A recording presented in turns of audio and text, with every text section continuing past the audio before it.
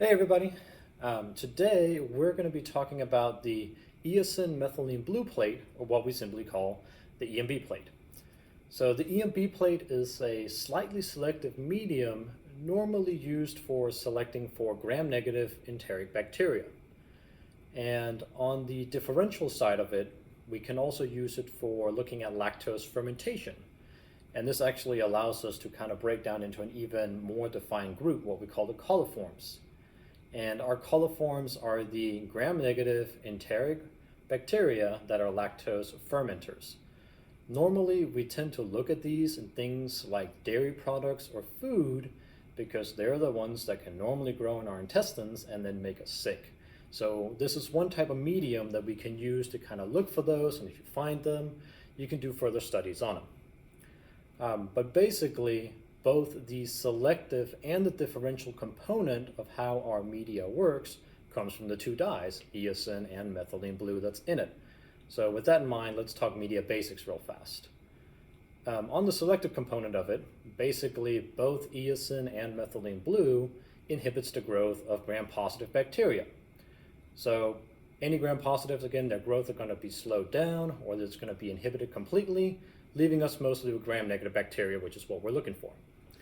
On the differential component, normally growth on this plate will start out as kind of like a pinkish color. And then if a bacterium is able to ferment lactose, it's going to be creating acidic byproducts, which will actually precipitate out what we call methylene blue eosinate. And the methylene blue eosinate will turn the colonies more of a dark purple color rather than the pink color. And if you actually have a really, really strong fermentation occur, then the colonies will turn more of a green metallic color. So with that in mind, let's kind of take a look at what that actually looks like on these plates here. So with this guy here, what we're looking at up here, this would be our pink color that we're looking at, and this would be a negative result for lactose fermentation. Now these two here have varying degrees of lactose fermentation occur. This one does not have a whole lot. We have a little bit around the edges, and then this guy has quite a bit more.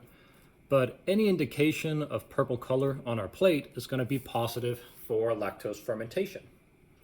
Now just to show you guys kind of that strong positive, again, that green metallic sheen, it will actually shine back at you, and it'll be pretty obvious when you look at it on your plate.